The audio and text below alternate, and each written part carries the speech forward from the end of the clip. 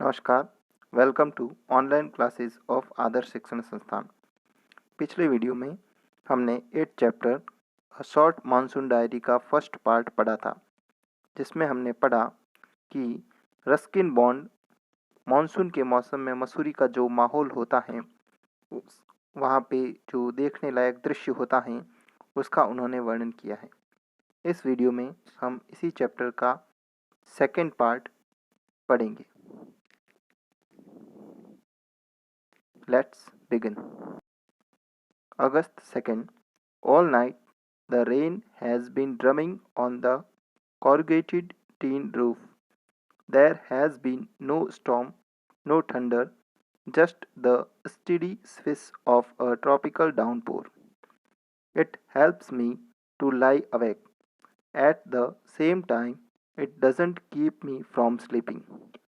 It is a good sound to read by, the rain outside, the quiet within.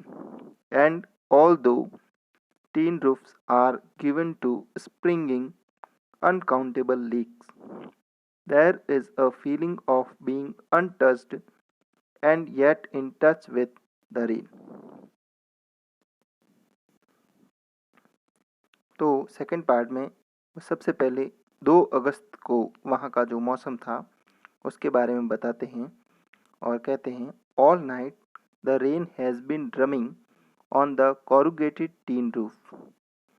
The rain has been drumming. Drumming का मतलब होता है falling नॉइसली, अर्थात आवाज़ करते हुए गिर रही थी। कॉरुगेटेड का मतलब होता है लहरदार, अर्थात जिसमें लहर बनी हुई हो, ऐसा टीन का रूफ, ऐसी टीन की छत पर जो वर्षा है वो आवाज़ करते हुए गिर रही थी। There has been no storm. वहाँ पर किसी प्रकार का स्टॉर्म, किसी प्रकार का तूफान नहीं था। नो थंडर, न ही किसी प्रकार की गर्जना थी। Just the steady swish of tropical downpour. Steady का मतलब होता है स्थिर या जो लगातार हो रही थी, और स्विश का मतलब होता है सरसराहट। लगातार सरसराहट के साथ में तेज गति से, ट्रॉपिकल मीन्स तीव्र या तेज गति से मूसलाधार वर्षा हो रही थी, अर्थात सरसराहट चल रही थी और साथ ही साथ में तेज गति से मूसलाधार वर्षा हो रही थी। It helps me to lie awake. और इसने मुझे जागृत रहने में सहायता की, अर्थात इसी वर्षा की आवाज़ के कारण मैं सो नहीं पा रहा था। At the same time it doesn't keep me from sleeping. और एट द सेम टाइम, उसी समय, it doesn't keep me from sleeping, इसने मुझे सोने से भी नहीं रखा, यानी सोने से भी दूर भी नहीं रखा और सोने भी नहीं दे रही थी। अर्थात मैं जागते हुए लेटा हुआ था और जो वर्षा के कारण मैं सो नहीं पा रहा था। It doesn't keep me from sleeping, ये मुझे सोने नहीं दे रही थी। It is a good sound to read by. और ये साउंड जो था वो सुनने में भी काफ़ी अच्छा लग रहा था। रीड बाय मीन्स यहाँ पे सुनने से है। द रेन आउटसाइड, क्योंकि वह बाहर की तरफ वर्षा हो रही थी। एंड क्वाइट विद इन, और अंदर बिल्कुल शांति थी, जिसकी वजह से जो साउंड है वो बहुत अच्छा लग रहा था। And all though tin roofs are given to springing unaccountable leaks. Unaccountable का मतलब होता है गैर जिम्मेदार, और लीक का मतलब होता है जहाँ से छोटी छोटी धारियाँ टाइप रह गई थी, जिसकी वजह से पानी अंदर आ रहा था। तो कहने का मतलब है जो वो टीन रूफ था उसमें काफ़ी गैर जिम्मेदार लीक थी, जिसकी वजह से पानी अंदर आ रहा था। There is a feeling of being untouched by and yet in touch with the rain. अंदर से तो अनटच्ड, एकदम सुनसान सन्नाटे जैसी फीलिंग आ रही थी। एंड येट, और फिर भी इन टच विद रेन, फिर भी मैं वर्षा के टच में था। कहने का मतलब मैं वर्षा को फील कर सकता था, लेकिन मेरे मन के अंदर एकदम सन्नाटा सा छाया हुआ था। Next, August 3rd. The rain stops, the cloud begin to break up, the sun strikes the hill on my left.